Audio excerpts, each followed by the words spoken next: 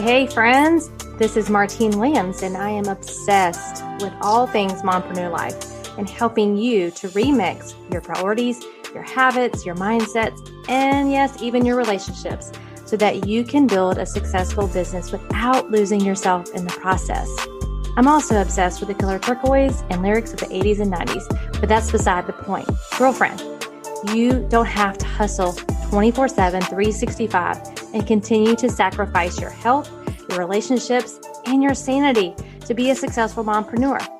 As a small town girl living in a lonely world to a six-figure mompreneur, I am here to teach you how.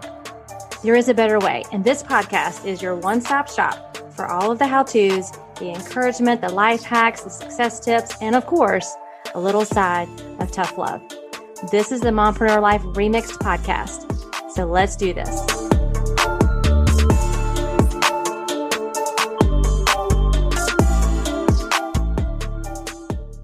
Thanks for tuning in to the Mompreneur Life Remixed podcast. Hope you're having a good day. And it's about to get a little bit better because my guest today is the Cindy Monroe. And for those of you that may not know anything about Cindy, she is an experienced CEO and entrepreneur who started and built 31 Gifts from inception to several $100 million in sales. Yes, I said $1 million in sales.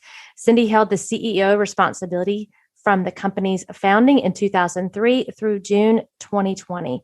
And she continues to remain on the board and is an active partner in the company, especially working closely with the sales field organization. Cindy's experience spans from launching a startup to scaling a high growth business with a focus on sales, marketing, and product development. That's a mouthful. Cindy serves on the Nationwide Children's Hospital Foundation board and has been recognized nationally for her work in launching and growing 31 Gifts over the last 18 years. Cindy has been married for 26 years with 2 adult children. And when Cindy's not snow skiing or hiking in Park City, Utah, you will find her boating or reading a book close to the water in Florida. Well, I am super excited for y'all to hear from Cindy today as we talk about mompreneur life. And you get to hear her talk about being intentional with her time and her plan, how that really helped her to never really feel that mom guilt that I know so many of us struggle with. So I hope you enjoy the show. So let's get to it.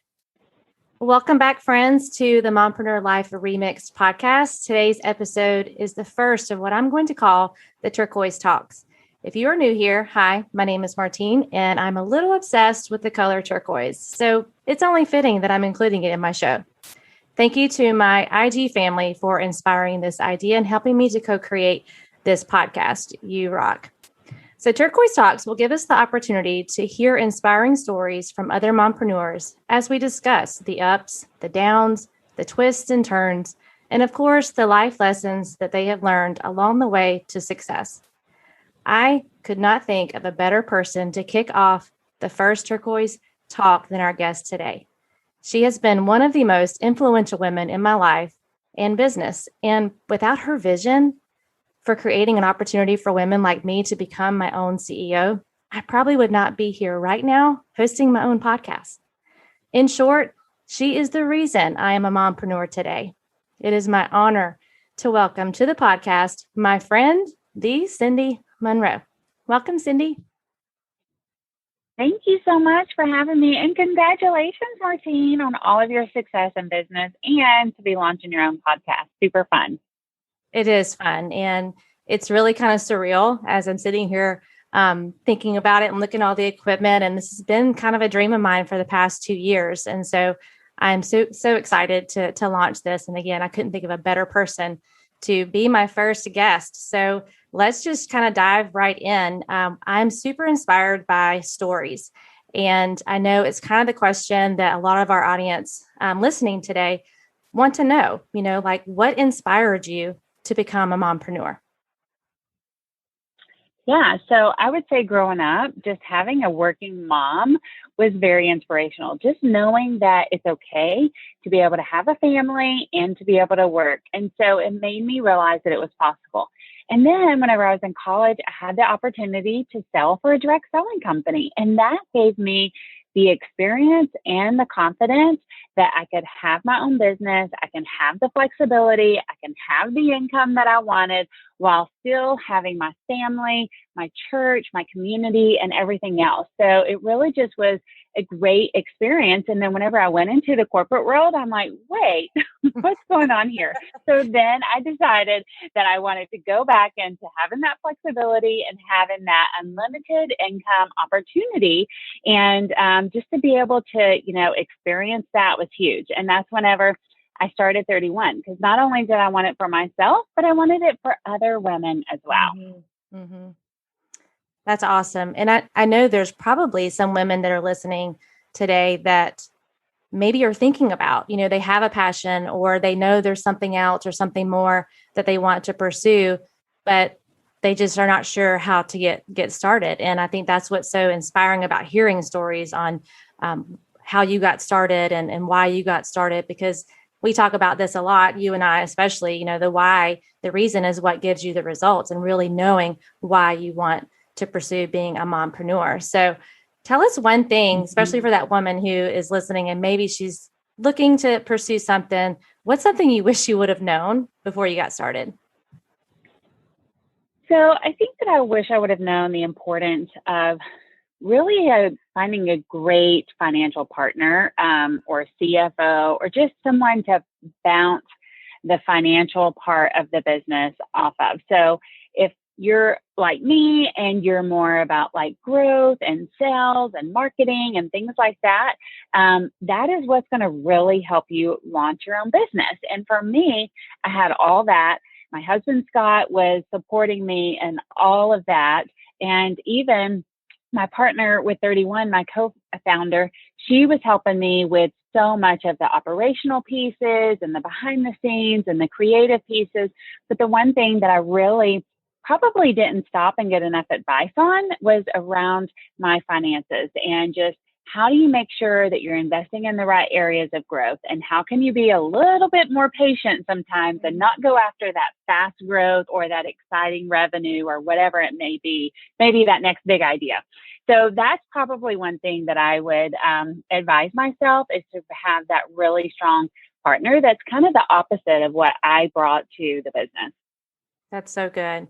I know for me as well, Shaw is kind of that finance person for us. And one of my goals this year was for me to understand it more, to understand where our finances are. And it really helps me to set, some better goals when I know where we are financially and where we want to go, and just fully understanding it more so I can partner, with him. He's definitely always going to be probably the one who understands it more, but to have that knowledge myself too is empowering. So I totally agree with having someone, if that's not your skill set or your strength, you need someone to kind of level set you, right? And keep you grounded on those important things. So of all of your accomplishments, and my friend, you have had so many, what would you say you're the most proud of, and why? I think that people trust me, and they follow me. And I would say that, whether it was from our employees or some of our, leaders or sales reps in the field, I feel like that we have had so many people that have been with 31, 5+ years, 8+ years, 10+ years, 15 years. I know Julie and I celebrated yesterday on our employee call that we have been in business for 18 years, her and I, from starting it. So it was this month that we started it. We didn't officially launch like our first catalog until October, but we kind of really started 18 years ago this month. And so I'm just super proud that she's still with me, that we have so many people that are still with us from the beginning. And so it's just inspiring for me. And I think that that's a result of just focusing on relationships. And I'll tell you, I'm not the best people person. That is Scott. He's the life of the party. But whenever I get to know you, I want to go deep. I want to connect with you, and I'm interested in you. And so I do think that getting people to trust you, collaborating with people, hearing their stories is so important. And it's one of those things that I'm proud of. For sure. Relationships, when I'm coaching women, I tell them, some people build their business on strategy mainly, right? They're the strategic thinkers, they're the planners. And then there are those of us, which would be me, who built my business primarily on building relationships. You need both, but I do believe that mompreneurs give themselves a really hard time with trying to be the other person instead of just embracing their strengths and focusing in on their strengths to grow that business, and not comparing themselves to someone else. Well, yeah, but like I said, that's not something that I'm naturally gifted at, is relationship and people skills. And so I think that's why I'm so proud of myself, because I have been able to grow in that area. So like you said, sometimes it's natural for you, sometimes it's not.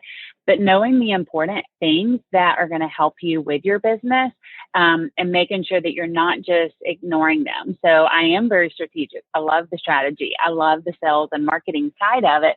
But for me, relationships are so important. So if that's important for your business and you're not naturally gifted at it, it's something you have to work on. So I've read many books. I've been supported so many times by Scott helping me like show up and just talking it out. But I do think that that's why I'm proud of it, is because it wasn't something that's just easy for me. Right. I love that. Surrounding yourself with the people, right? That, have strengths that you don't have to support you is so important. And, as a mompreneur, and especially as a successful mompreneur, sometimes it can feel lonely at the top, right? And it can feel like you have to do all the things and be all the things to all people. So I do think it's an important point to surround yourself with those who have different strengths and different skill sets to support you along the journey. I mean, I am not the strategic thinker, so I surround myself with people like you who are, because although I know it's not going to be the gift that I'm going to be able to completely master, I do want to learn and I do want to grow to be better. Like you said, reading books and surrounding yourself with those people. So I love that. Well, and I call that your life board. It's the people that sit on your life board that you're surrounding yourself with to make you a better person, a better mompreneur, a better, sister, friend, whatever it may be. So that's what I call my life board. That is very interesting. And I've heard you talk about that before. How many people, just curious, how many people do you have on your life board? And if there's someone who's thinking, oh, I love this idea and I need this in my life, how did you start pursuing having a life board? So I think that it has fluctuated over the years, just really trying to figure out, like, what do I need right now? And I think that whether it's someone that is helping me focus on an area of growth, or someone that's helping me with business, or with even being a good daughter. Like, honestly, sometimes it has been hard sometimes to make time for my relationship with my mom. And so I have certain people, or my sister, or people that are close to me, because I get so focused on the business and other things. But it could even be someone that is really helping you with how are you showing up for those personal relationships. So I would say I probably have 5 or 6. And some of them, most of the time they know, and I've let them know, okay, you're in my life for this reason. I just feel so thankful and blessed that you're helping me with this area. It's nothing official. Most people would call it just friends. But for me, just trying to be intentional about who am I going to call whenever I'm stressing over this, or who am I going to call whenever I need prayer and, a friend over this subject, because I think so many times we're not intentional about, whether it's our kids, or whether it's our marriage, or whether, whatever it could be. So I think just having those different people that you're surrounding yourself with just to help you keep balanced is important. So good. I'm just sitting here thinking about the people that I have in my life, and you're right. I know who to call or who to reach out to with the different areas of my life, the people that I've, seen go before me and who are wiser and who have walked this, I have teenagers. And so having someone who's already been through raising teenagers is important. So I love that you said it kind of can change through the season of life that you're in. But without calling them my life board, they're on my life board, because I do have those 4 or 5 people that I'm going to reach out to for certain situations. And one that's been a steady mentor in my life from day one. And you all on the podcast will definitely hear about her at some point. But I love that. I love that. It's definitely something for y'all to be thinking about. Who are those people in your life? I'm really big on that. Like, who are you surrounding yourself with that are feeding a positive mindset, that are feeding, they're willing to speak truth and love to you as well, because we don't want people that just tell us what we want to hear. We need those people to tell us what we need to hear. So it's really something for you to think about for those of you that are listening. Like, who do you have? Who are you surrounding yourself with that are helping you and supporting you on your mompreneur journey? Because it's tough. It's tough being a mom, and it's tough running a business and growing a business. But there's so many amazing things that come from it. So I'd love to hear like a major lesson or a turning point. There's so many lessons I'm sure that you've learned on your way as a mompreneur. But what would you say the biggest lesson is that you've learned? Yeah, so I think the hardest was we were moving our family from Tennessee to Ohio to take kind of the business to the next level. And that was super hard because not only did it impact me, but it impacted my husband, it impacted my kids, it impacted our parents because we were taking their grandchildren away. It was the hardest thing that I have done. But I will tell you that it was huge. It was huge. Multiplied our business year after year, and just finding the right talent that we needed, being in an area that I had the right employees, I had the support, I had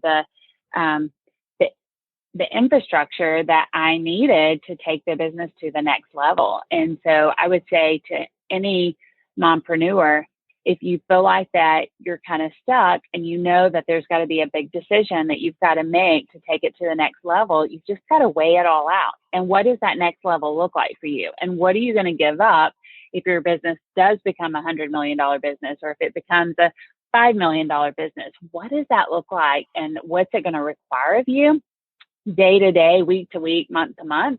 And make sure that you're willing to take that on.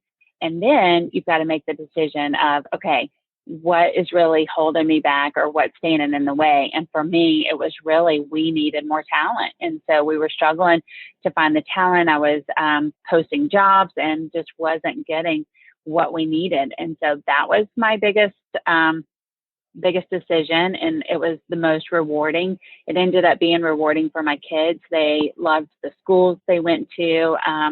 So it was just rewarding in so many areas, but it was the scariest and biggest thing that I think I did.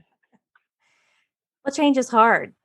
It's really hard. And we resist change, even though we know we need it. I always say that knowing and doing are two different things. And when we know that we need to make these changes, doing it and implementing it, like you said, is scary. And I'm sure there's been many times where that fear has creeped up as a mompreneur, even just making decisions as a mom, right? Not even business decisions, but, do you let them get in the car with that person and go, to that concert? Or, I remember as when they were little, just every little decision, especially with the first one, you're scared of everything.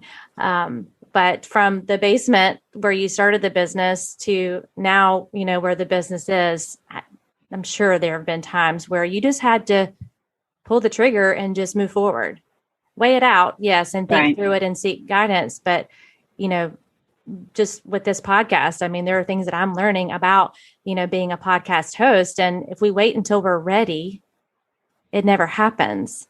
You kind of have to push through that fear. Do you agree?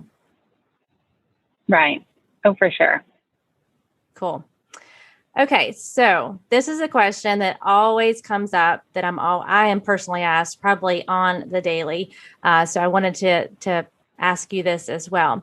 How do you find balance? I like to use the word harmony as opposed to balance as a wife, a mom, and entrepreneur.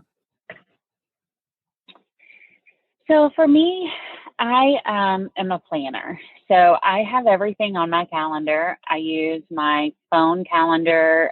Digital calendar is what I use, mainly because as our kids started growing up, everybody wasn't paying attention to the refrigerator calendar or whatever calendars written down, And so for me, I am a planner and I put everything on the calendar, and then I'll just talk to Scott and say, hey, we've got this, or I'll talk to the kids and say, hey, I want to do a date night with you, Evan. So whatever it may be, I'm getting it on the calendar and I'm being intentional. I am not a fly by the seat kind of person. And there are a lot of you out there that are, and you do it really, really well. But for me, I have to have a plan and I'm super intentional. And because I have that plan, I kind of know what I'm walking into, and I have that harmony, and I'm making choices based on what I've planned, not choices based on the moment or the emotions. And so I think it also helps me to say no to things because I already know what's going on. And if I'm like, okay, we've already got 3 or 4 things today, no, we're not going to try to squeeze in one more party or one more going to the swimming pool or one more meeting, whatever it may be. But that has been what has really helped me.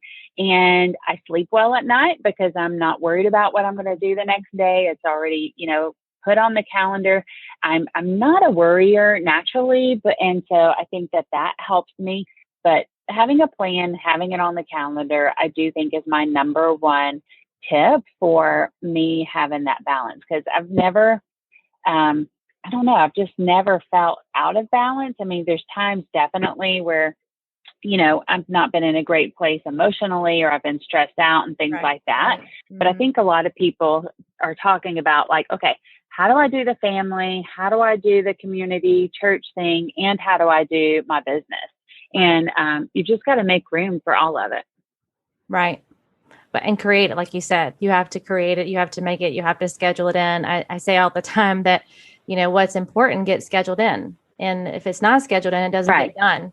And I mean, perfect example is a hair appointment. We don't miss our hair appointments because it's important to us and it gets scheduled in for the most part. So it's almost like mompreneurs, we're looking for like this silver bullet on, how to have this balance and harmony. And it really is just comes down, like you said, to being intentional about your plan and then sticking to the plan. So you brought up, that gives you the freedom to be able to say no. And that is something that is a huge struggle for moms in general, but definitely for mompreneurs, because they have, different things pulling at their time and attention. And if you are used to being the yes girl and you're used to being that person that we kind of wear that, Miss Dependable as a badge of honor, it's hard to say no sometimes. And have you ever struggled with that? Or do you feel like you because you have been intentional with your time, like it's easy for you to say no to people who are asking you to do different things?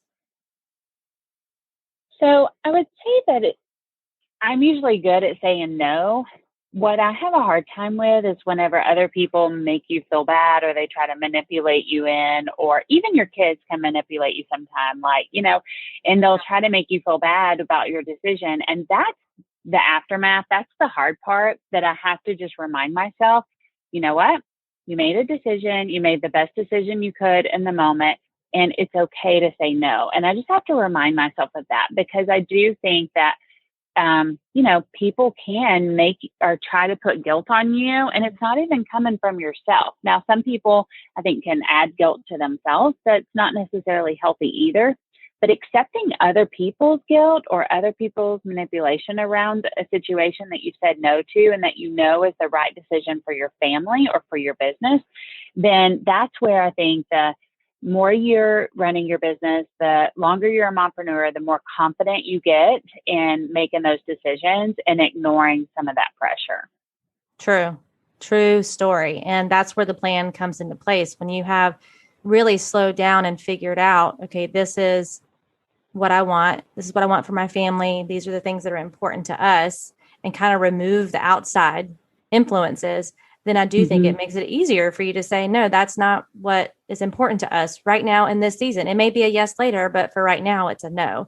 And I just want to give all the mompreneurs out there permission to do that, permission to take time and maybe have, I know, Cindy, you do family meetings and really just sitting down and thinking about, what do you want this year to look like as a family? What are the things that you want to do? And when you get them involved and you kind of set those goals, to me, it makes it like 100% easier when someone comes up and it doesn't fit the plan to say no.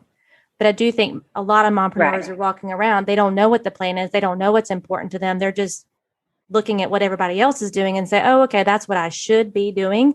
And so it's harder for them to say no to those outside influences. And that's when that kind of guilt comes in, for sure. Well, I think that even if you're not discussing it with your kids, and if you're just saying because mom said so or because that's what the answer is, and you're not having those discussions, or like you said, we do have family meetings and we talk about like, okay, why are we choosing this over this? And they understand the why behind it. So they're buying in. And Right. when they're buying in, then they're not giving me that sass or that attitude or that guilt because they were a part of it. And it helps them learn how to make their own life decisions, and it helps them learn how to say no as well. So I do think we have used those family meetings not only to just have the discussions, but you're teaching your children how to make the life decisions and how to say no and why we're saying no as a family to certain things, or we're saying yes to certain things and why they're important for us and why we're spending our money on a vacation and not the next, latest and greatest toy or whatever, because we want those experiences as a family. So good. So true. Um, One of the questions that I get a good bit is, as a mompreneur, sometimes we have spouses that are supportive. I know Scott has been, super supportive of you as a mompreneur, but it's a struggle. Sometimes, when we have to remix, which is, the title of the podcast, we have to kind of remix our time, remix our priorities, and we have to ask for help. So what would you say to a mompreneur who is struggling with her husband or her spouse kind of being on board with her pursuing being an entrepreneur from a support of the business, but also like she's going to need his help because she's going to have to be, giving her time to growing this business? How would you handle that? Or how have you handled that with getting that support? So yeah, I think first of all, just sharing your vision over and over is super important, whether it's with your spouse, whether it's with your employees. Like you've got to keep sharing that vision, keep sharing what the goal is, because if they're just seeing you all the time, go to your bedroom and work, or go to the basement, which was my case, and work, and they're not bought into like, okay, what are we working on? What is this for? Where's the money going? If you're not having those conversations, then there's this void of understanding. And when we don't have an understanding or we're not clear on things, then confusion comes in and frustration comes in. So I would say that conversations and communications is key. So whether you're having once a week or once a month, conversations about how the business is doing with your spouse, I would highly encourage that. And if the business isn't doing good, say that. Because they're probably pretty close and they can tell what's going on, but admit, like, here's where we are right now, and I'm either struggling or I have a plan. Just talking about it and letting them know, what the plan is, how long you're going to allow it to struggle, how much money are you going to invest in the struggle, because it does take money and resources during a time of struggle in your business. So I think Right. that, that's important. I think the other thing is just, where are you investing and where do you need help? Don't expect your spouse to do everything. So for me, I was at a point to where the business was growing like crazy, and I decided to invest in someone helping with the kids at home.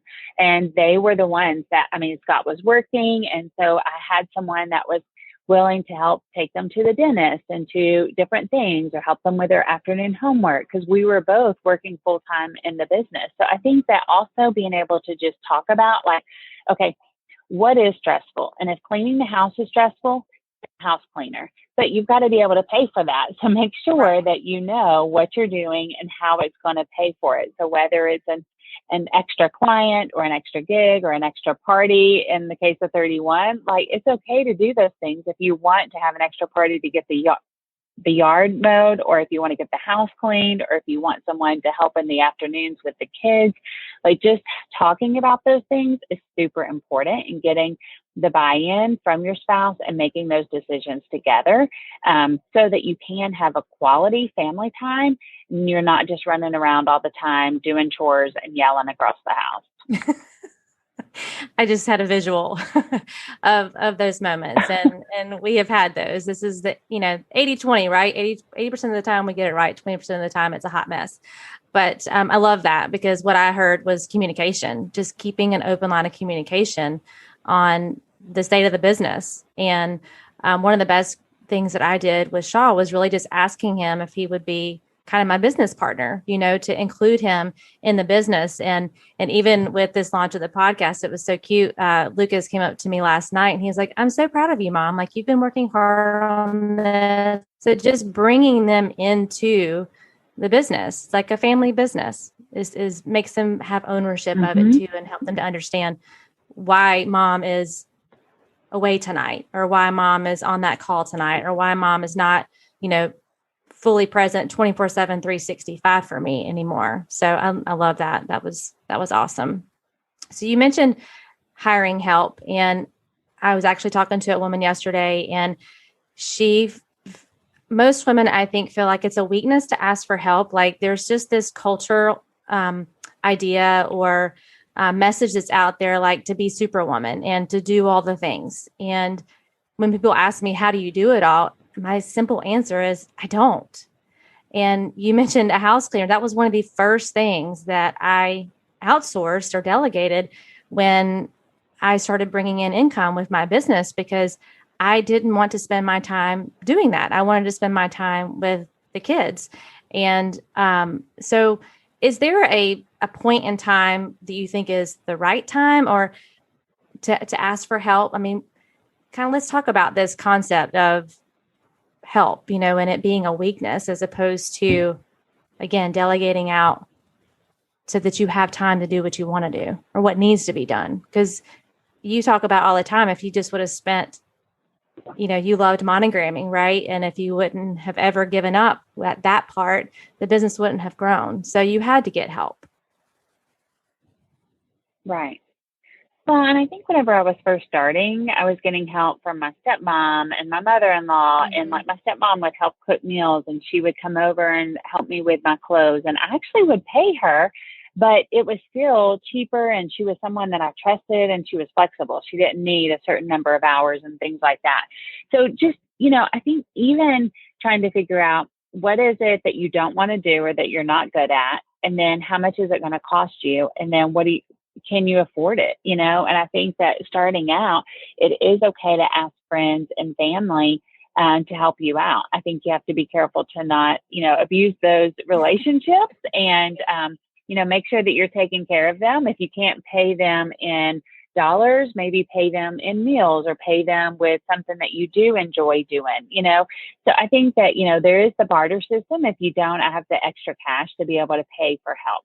I think the other thing is when do you need an assistant? And if your business is growing and you are dropping the ball, that's probably when you need to hire an assistant. Because if your business is growing and you want to continue to invest in that growth, because growth is hard to come by.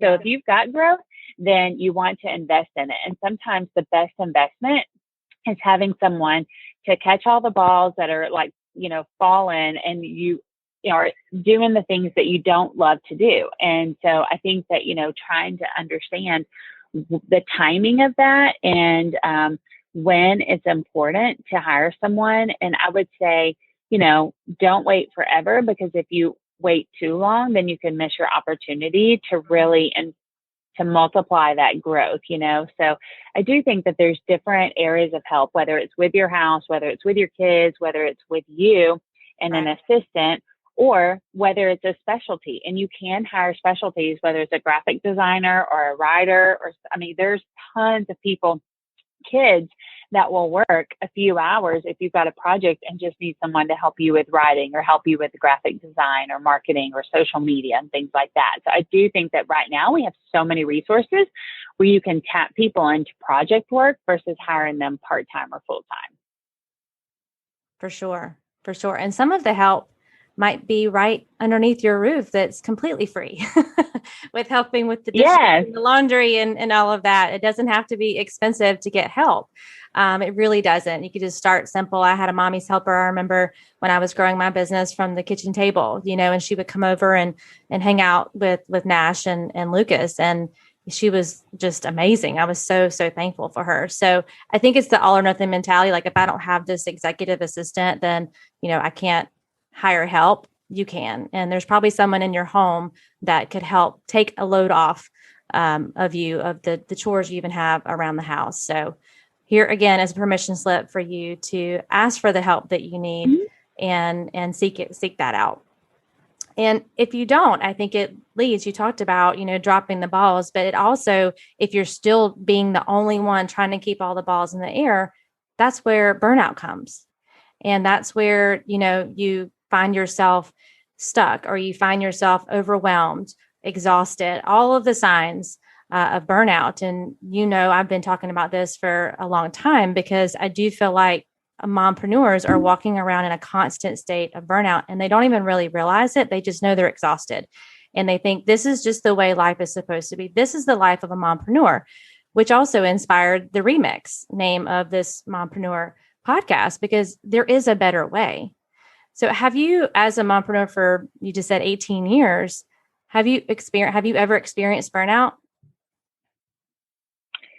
Yes. And I will tell you, I didn't even realize or what it was, or because I loved what I did. And that was the interesting thing was I was like, oh my gosh, like I love what I'm doing. Like I would not ever have another job. Like it was so amazing, but I was telling everybody I was just tired. And I didn't know the phrase at that time that, I was tired, or I wasn't tired. I was uninspired. And so I think that phrase has been going around. But I really was truly uninspired, and it wasn't a physical tiredness, but it felt like a physical tiredness. So I was so confused about what was going on because I'd never experienced it before. But I just kept, I joined a peer group, and that was the one thing I told them. I'm like, I just don't know why I'm so tired. Like, what's going on? And then I ended up actually working with a coach to help me with talking things through and starting to rate things and starting to figure out what I was focusing on. And so I think that once I started focusing on different things, then that helped me to be able to, get through that stage. For sure. And you got help, you sought out a way to support you through that, whether it was figuring out what in the world was going on. But then I love that you mentioned getting a coach, because we can't see our own head trash. We can't see our own, problems sometimes, or the struggles that we're in, because we're in it. So we need that outside person to come in and kind of look at it, examine it, kind of do a little surgical procedure to figure out, okay, what's causing the problem here, and asking you the right questions and helping you to become truly honest with yourself. So was that the biggest turning point as far as your burnout, was just seeking out that help and kind of talking through it? And do you remember about how long it took you to kind of work through that? Yeah. So, it started out with a peer group, which can be free, or just, someone that you look up to. It doesn't have to always be a coach, but just, I think, admitting what's going on and asking questions and seeking help was my first stage of it.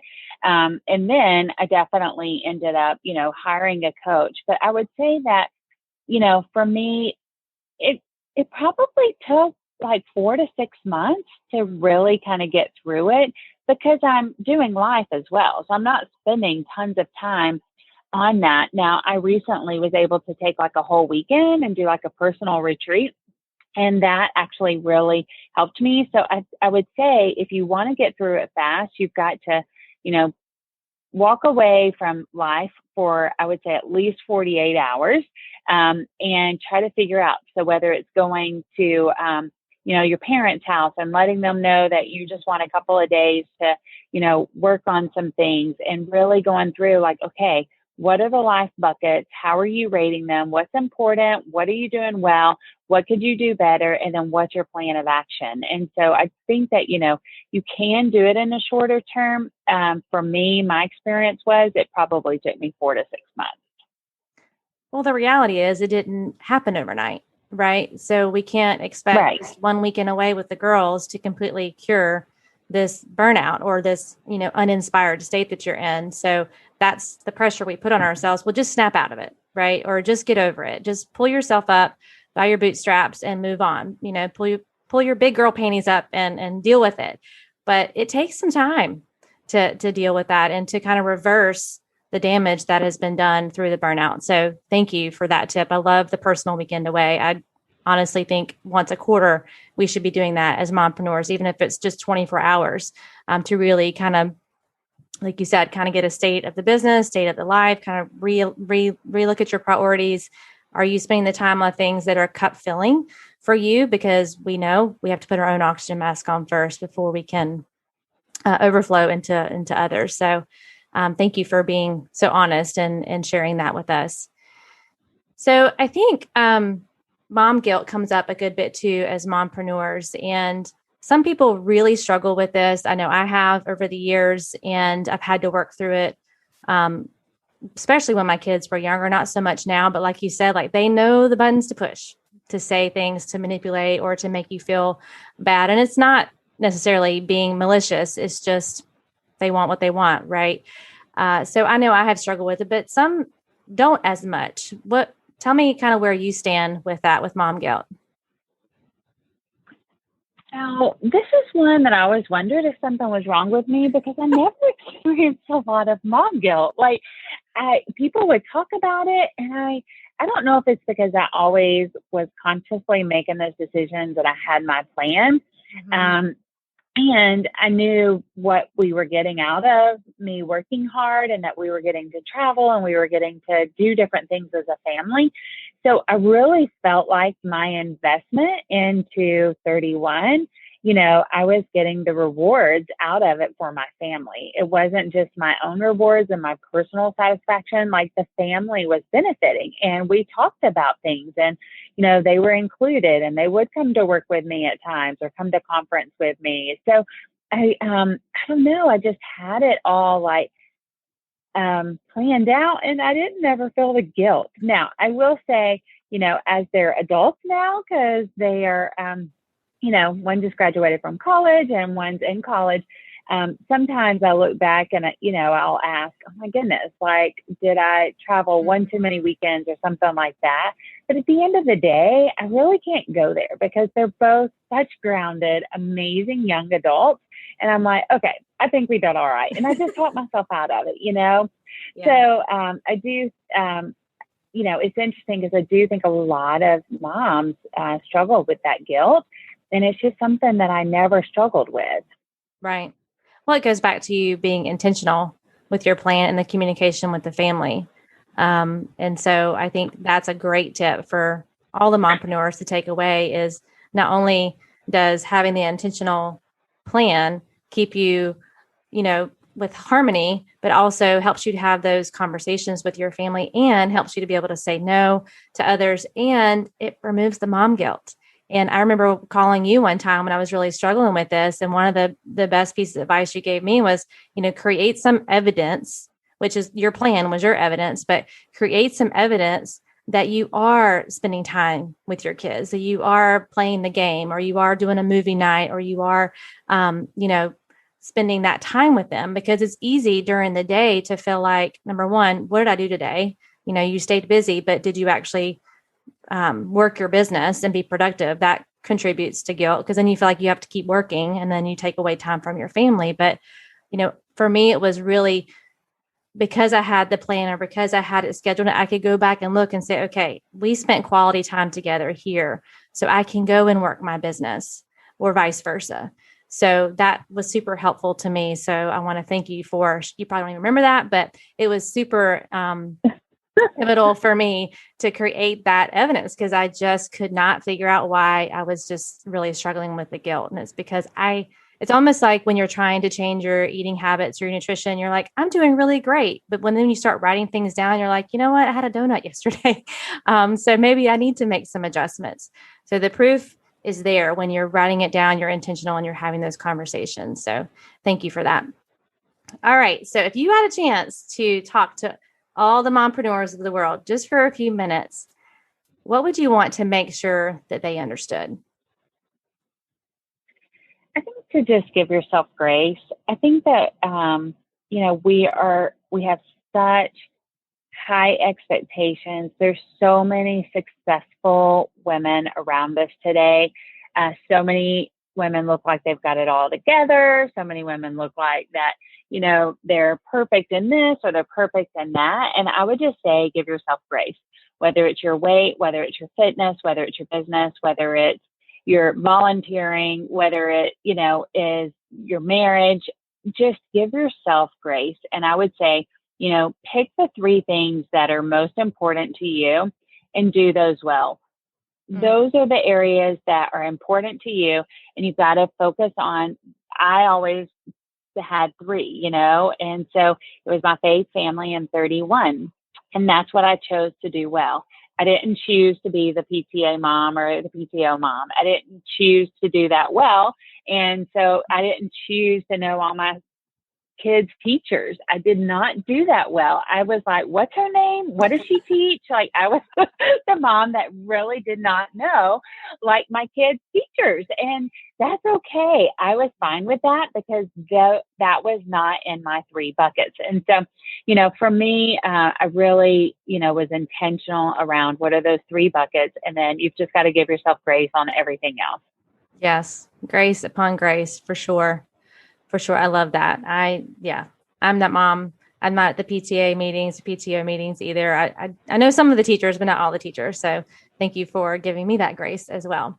So what are you most excited about right now in the season that you're in?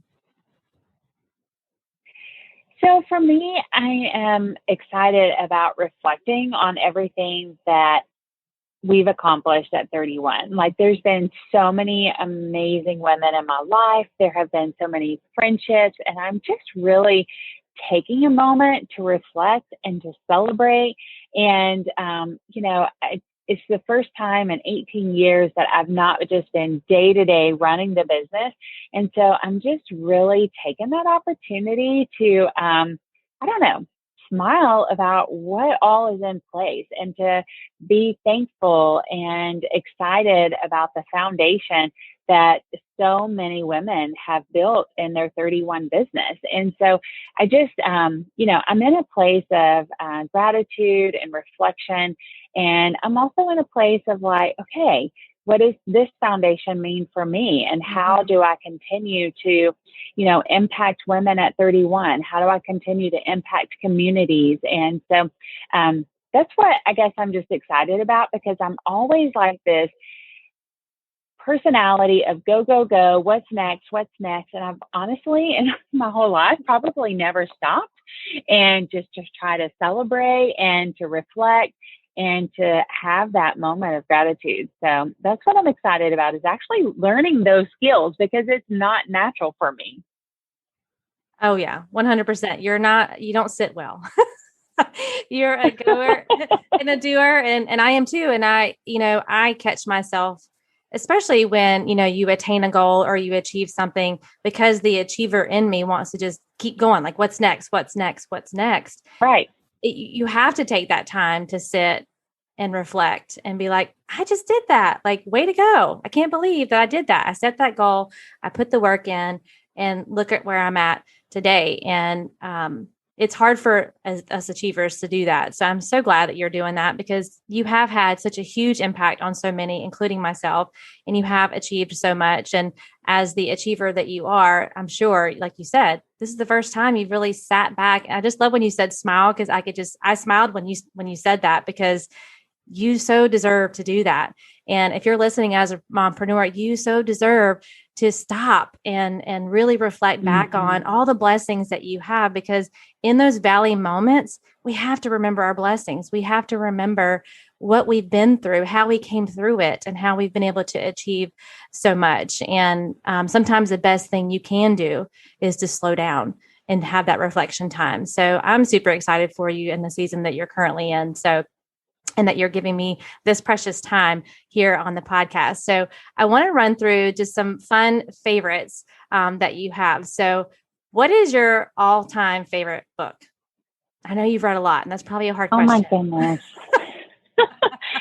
It is a lot. I would probably say Traveler's Gift by Andy Andrews. I just go back to that. It was like my first book I read in like 24 hours. It was so short and it just rocked my world. And so that one I've read multiple times. So I would probably put it up there.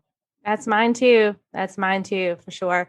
Okay. So what is your favorite way to choose you? What's something that you do just for Cindy? It's kind of cup filling for my you. Goodness. This one was hard, but I love to snow ski, and I like to like push myself a little bit harder. But whenever I'm out on those mountains, it's so big and massive, and I love to just dream big and to like see big things. And so for me, honestly, whenever I get to go out there, whether it's by myself or with someone, like I really do love taking that time to just stand at the top of the mountain, to reflect on what God has like created, not only in the mountains, but in my own life. And so that is one of my favorite things. I love to do lots of things, but that's probably one of my favorites. I love that. Do you have a favorite quote? I don't know. One of the things that I always say is success is putting one foot in, front of the other, or take the next step. And so for me, that's my definition of success, is just take that next step forward. And it doesn't have to be 10 steps. And I have to remind myself of that. And so that is probably the one. I don't know if it's a quote or not, but like it's one of those things that I've said to myself, and I've said to so many women, because I do think whether you're stuck or whether you're moving too fast, like just focus on the next step. And that's what success looks like, is getting up and taking that next step. I love that. That's like your mantra. I have several mantras that I say to myself. Yeah. And that is definitely, I love that. I was hoping that was going to come up. So good job. Okay. So the last question I want to ask you is, what's like your favorite resource or app that you use that has helped you kind of as a mompreneur? Do you have one? It's probably my calendar. So that sounds so crazy. But I mean, honestly, it is the one I go to all the time. I also use reminders on my phone, because if I can just throw it in a reminder and I set a timer or set a, due date for that, that has become something that I rely on as well. So I would say that those are the two that I probably use the most. Awesome.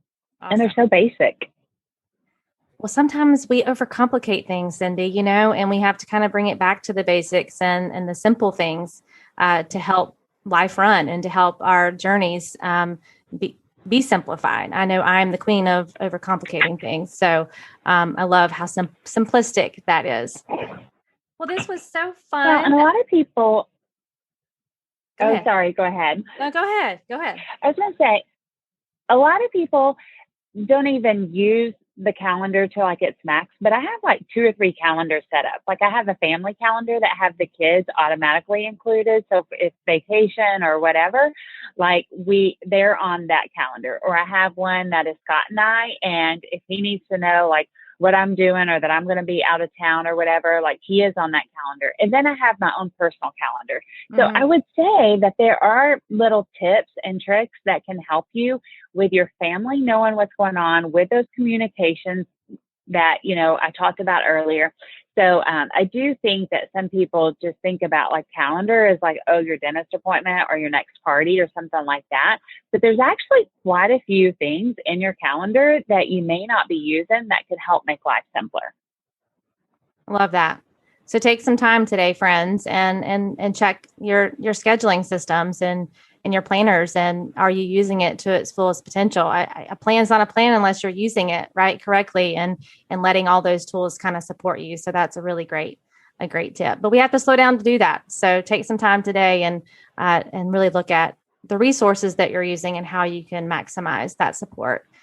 Well, Cindy, this was so fun. I love just having this honest conversation about being a mompreneur and helping women to really, kind of remix their priorities and truly understanding that you can be both. You can be an amazing mom, an amazing wife, an amazing entrepreneur. It doesn't have to be either or. And I love that you have set that example for so many women, including myself, and that you are willing to come on here and just have an honest conversation about it. I mean, there are ups and downs and as a mompreneur, and I just appreciate you so much as a friend, as a mentor, and for taking the time to be with us today. I enjoyed it so much. Thank you for having me. All right, friends. Well, thank you so much for tuning in to today's episode. I look forward to connecting with you on our next episode. And as always, I am believing in you and your success as a mompreneur.